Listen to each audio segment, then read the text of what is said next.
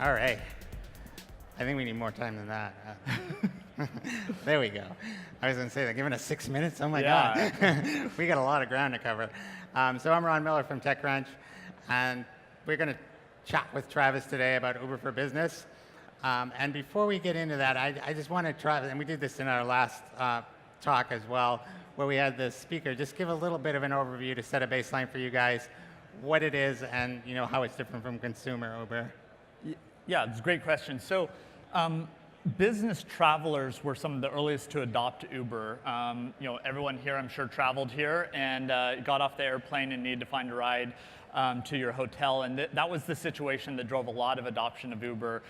Ground transportation is about a $250 billion market in the travel space. And so what we found was a lot of adoption there, but what we also started to realize was that was coming from the employee, the individual taking the ride. And what we started to realize is companies have a lot of unique needs to be part of that as well. And specifically around the billing, how is that ride paid for? The reporting, how is it allocated into the right cost center? And then a management aspect of how do we ensure that the right is the employee able to take a Uber X versus Uber Black. And so what Uber for Business did is we created a platform software layer that essentially enabled companies to allow employees to use Uber in an easier way when using it for business. So when you look at a business versus looking at a consumer customer, they have very different needs, right? They have systems that you have to tie into. It's not just a matter of saying that this is an expense. There's billing and reporting systems and internal workflows. And so when you looked at building this platform, how did you take into consideration those very different needs, and how did you learn to adapt the product to those needs? So a lot of it goes back to the same way we design a consumer product, which is what's the core problem we're solving, what's the enabling technology that we have, and how can we rethink the entirety of the experience. So as an example, what we started to look at with ground transportation is we spend a lot of time with it. It's only about 6 to 10% of the T&E expense. Hotels and airlines are obviously much more. But it's a high velocity item. It's about 50% of the line items. So you have a disproportionate amount of time being spent on something that's a pretty small amount of money. And so what we created was the ability for companies to pay for that directly. Within the app, I can actually select the company profile and bill it directly to my company. My company at the end of the month gets a single bill. And then we started to look at, well, how would that flow through the accounting systems, et cetera? And we created software so that it could flow right into the ERPs, bookkeeping, and ledger, as well as for systems like Workday, if that's where my employee information is, how do I manually and automatically add the people into the system on an ongoing basis. So those were the things that we started to think about was, what are the needs of those administrators that are part of it? What are the needs of the managers? And how do we really connect those with the employee experience that we're trying to create? When you're thinking about that and you're looking at companies that are pure cloud companies and they're using like a Workday or something like that versus somebody that's using this like really clunky legacy system, and you have to tie into that too. So what kind of challenges were there, and that I'm sure that continue? You probably have homegrown accounting systems and finance things. How do you deal with all of that kind of variety? Yeah, and this audience, I'm sure, is very familiar with this problem, which is you have enterprises, small businesses, all the different forms of business can come in, sit in a variety of different installed base of infrastructure and technology. And so you have the standard problem, which is, what can we go build now? Where's the market going? How is the technology they're adopting going to change over time? And so we've had to deal with those same challenges and really try to figure out what stuff we build to adapt to the systems they have today, and then what are the new systems they're moving to, and prioritize that. And a lot of it comes down to really identifying what's that market fit, who is that customer who's going to adopt and use it first. And I think that's one of the benefits Uber's had, unlike a pure play enterprise company, is since we have that consumer adoption, we know who the companies are who are using Uber, so we can then focus on how to best add value to those companies who are already using Uber at the employee level and make it easier for them at the company level. So a lot of people don't know that Uber for Business exists, right? I was talking to my Uber driver yesterday, and she's like, what is that? And so when I talked to you a couple weeks ago, you said the company had actually been deliberately fairly quiet about it. And given that, businesses typically, because of their size and scope, spend more money, I'm wondering why you've taken that approach, why you haven't been a bit more aggressive to the business side and have taken that kind of go slow and are just sort of coming out now and publicizing it. What we've really been doing, so Uber for Business has been out there for a couple of years. We've got about 65,000 businesses that are using it. And the reason we took the approach of going slow was, one, is we saw a strong organic adoption already happening. So we knew that was the flywheel that was continuing to build upon. And then what we really wanted to do is build out functionality and see how those customers were using it and expand from there. And so that's led us over the past couple of years where now we're at a place that we know there's a lot of value. We know that the companies are using it. We have a lot of companies with those 65,000, and we're starting to layer products on top of that. So what led us to start pushing this in a more broad way was we said, okay, that billing, reporting, and management we see is stable, enterprise ready, definitely really solid usage in mid-market. Now we're going to start to take a product like Uber Central where we can allow a auto body shop or a senior care facility or a hotel to now actually request rides on behalf of their customers and leverage all that same infrastructure. So we really got to a place where we said, this is now something that really crosses a variety of use cases, and we start to talk about that in a more deliberate way. So one of the things that is different from business too is that they tend to be risk averse, and Uber's been in the news this year for a lot of the wrong reasons, obviously, and you know that. And I'm just wondering, and even when there isn't like super negative news like that was in just the nature of Uber seems to be like they come into a city and there's some controversy and the cab drivers don't like it and there's regulatory stuff. So how do you deal with that, from a business perspective? Because when business customers see that and maybe they know it, maybe they've used it or maybe their employees are using it but the executives aren't, or, so how do you explain that to them when they ask you those kinds of questions, and how do you deal with that, and how do they deal with it? A lot of that comes down to education and transparency. So what we definitely have found, especially in the early days, a couple of years ago, was just a lack of understanding of how Uber worked.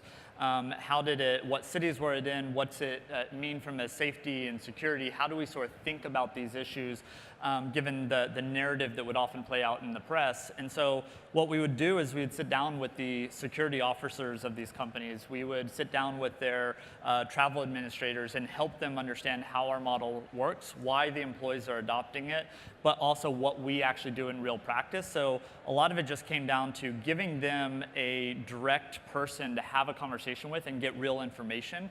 And that's led us to really change a lot of that understanding. And for a lot of companies, they've even led to Uber's the only thing we want employees doing. And that's a great outcome when we can have a solid and direct conversation. But when you have that kind of stuff that's been in the news, and I know Chris Sacca addressed it a lot at the opening talk on Monday, but are you getting questions from customers about it? Or are they saying like, well, what's going on over there? And then how do you deal with that?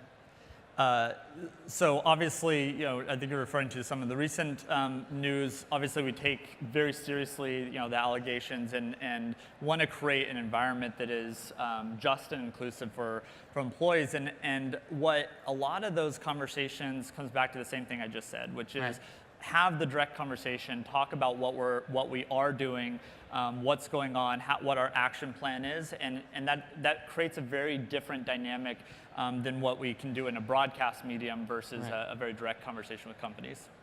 All right, looking at this from more of a business perspective, as a business app, as a consumer, I go onto the App Store, I download the app, I start using the app. It's pretty simple to use.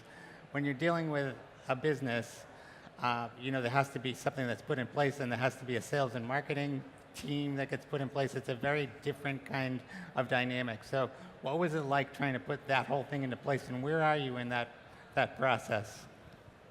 So we started out with the idea of trying to be very efficient with it. And so that led a lot of our investment to be on the self-service side. So the great thing is we could already rely on the fact that the employees largely already had Uber on their phone. So the real question became, how do we take that app that they're already using and connect that into the experience and the needs of the company? So at one level, it's actually really simple. The company says, I'm signing up, and they can do that through our self-service portal on uber.com. And then that sends an invite to the employee to link the accounts. And it says, okay, now I have an option in my app to bill the usage back to the company for those rides. And then I can still take my personal rides on a different profile. So it's a really easy switch back and forth. Yeah. And then we started to build out on top of that a sales team and a marketing team to talk about more specific use cases, because the needs of a small 5-person office that is got salespeople running around in a local city is very different than the needs of a Fortune 10 company that's got people traveling around globally to 70 different countries, 500 different cities, that type of thing. So the marketing and explanation of how it fits into their use cases becomes a really important aspect of that. When we talked about Uber Central a couple of weeks ago, and I wrote on that, you talked about several different use cases. And so you have these market segments that you're working with that have very different needs, and I'm sure they have very different back-end systems if you're dealing with an airline help desk and kind of ancient legacy stuff that's going on back there that could even be a mainframe, yeah. and dealing with like a boutique hotel that's probably all in the cloud. So when you're dealing with those market segmentations, how is the sales team looking at that, and is somebody like kind of focused on hotels and somebody focused on airlines and that kind of stuff? That's a great question that obviously continues to evolve as every sales team does. Is how do you group the same products across everyone and everyone goes after? Do you get more segmented? So we kind of sit a bit more in the segmented side on some aspects, and definitely by size of account. So that's a big focus. And as I said, a lot of it is still trying to be highly automated too. So we see a lot of traffic comes to our website and people discovering they go and search for Uber for weddings or Uber for corporate conference or Uber for travel, and then that actually comes and finds Uber for business, and so we drive a lot of that way. So in our conversation, you were talking about how this Uber Central was part of a broader kind of vision that you have for Uber for business, and that while you were building that, you came up with this kind of platform play, which isn't like an external platform play, but an internal one. And I was wondering if you could explain that and how that works and how you're thinking about how that will allow the product set to evolve over time. So, with Uber, we obviously have a number of different B2C opportunities where we see obviously people are using Uber to ride around, get a ride from point A to point B.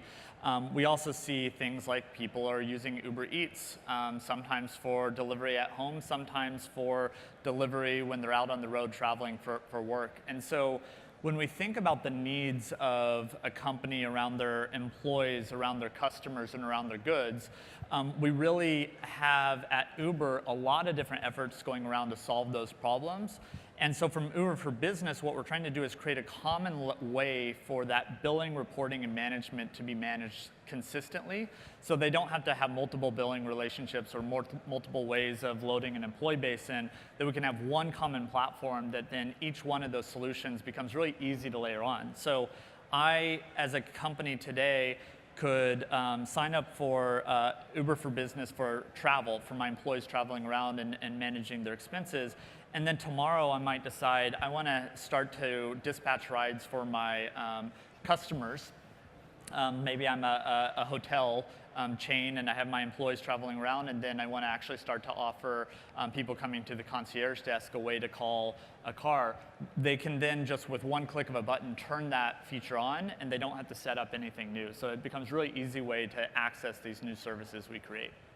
So one of the things that we talked about when we talked a couple of weeks ago was this kind of broad vision that you have as a company that I don't think a lot of people know about, where you're talking about how the environmental impact of individual cars and kind of trying to upend that system both from an environmental and physical infrastructure standpoint. And how does Uber's vision of the world change all that? So a part of the discussion we're having with companies is actually the role they play in cities. And if you think about the world we live in today, the city design, or sort of haphazard way it's come together, has really driven to a lot of congestion and emissions.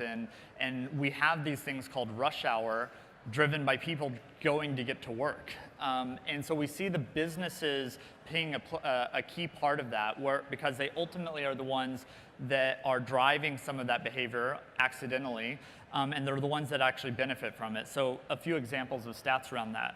On average, employees spend about 10% of working hours driving themselves to work. Companies, the average wage, 25% of the average wage in the US goes to paying for that right to own that car to then get themselves to work. The companies provide free parking, which becomes a subsidy to encourage that behavior. In fact, there was an interesting article a couple weeks ago in The Economist talking about this, that Apple's new headquarters, new campus, has more real estate, more space devoted to the parking of cars than it does to the employees that create all the great products we love and use. And so a lot of this is accidental in terms of how it's come about, and there's different ordinances that have driven. But the reality is that when you look at the people on the road to the left and right of you, 75 to 80% of them driving into the office are doing it alone in this one car, and that drives congestion. And so we are seeing companies start to look at that and say, how do we flip that? How do we get that productivity back that we're losing? How do we get that real estate back that we're misappropriating?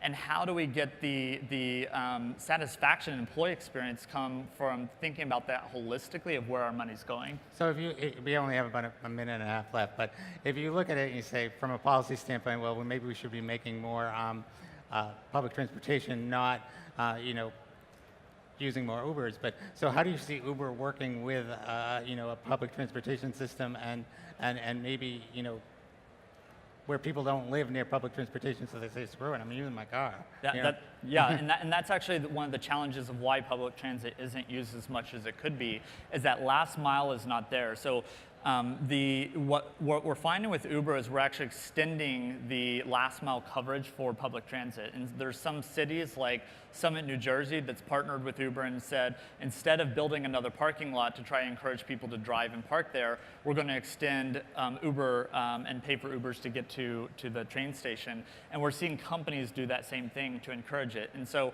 as an example, in London, around 30% of our trips in the outer boroughs begin and end within 200 meters of a tube station. And what's happening is we're actually extending and making accessible to places that didn't have access to public transit, using Uber to then get to it, and then that frees them to get to the other side and then also complete to the office as well. All right, well, that'll about do it. Let's give Travis a hand for his time. Thank you. So.